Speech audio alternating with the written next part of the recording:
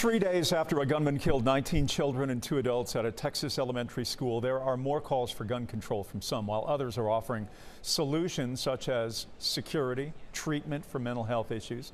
Joining me, Chuck Todd, moderator of NBC's Meet the Press. Chuck, we are getting more details every day about the law enforcement response to this shooting, but as a country, as we think about ways to address and hopefully prevent tragic events like this in the future, what does that look like? Will elected officials in Washington figure out some sort of way to broker a deal to offer the country some solutions?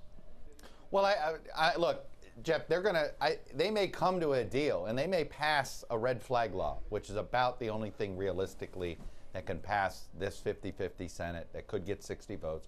But if you're talking about what's it going to take to sort of, we have more guns than people in this country. We're at 400 million guns.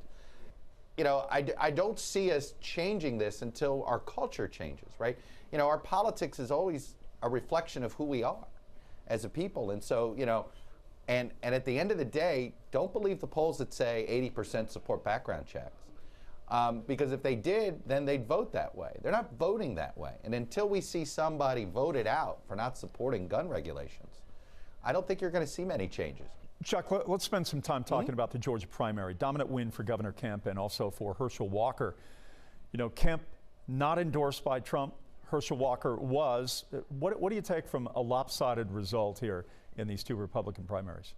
Well, first I would say is I do think Governor Kemp showed the blueprint of how you can survive Trump coming after you, right? Don't take him on directly.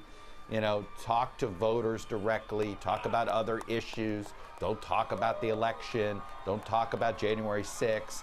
Don't antagonize the Trump voter who may be sympathetic to Trump's arguments, but also may think he's pursuing them too much. So I think that to me, because it's not just Kemp that survived, right? You had Raffensperger.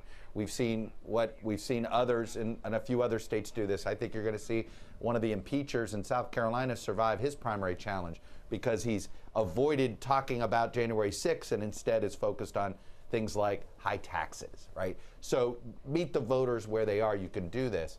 I'll tell you this. I do think it makes Kemp the slight favorite in this election. And what was interesting is 6 months ago, I might have said, I'd rather be Stacey Abrams than Raphael Warnock.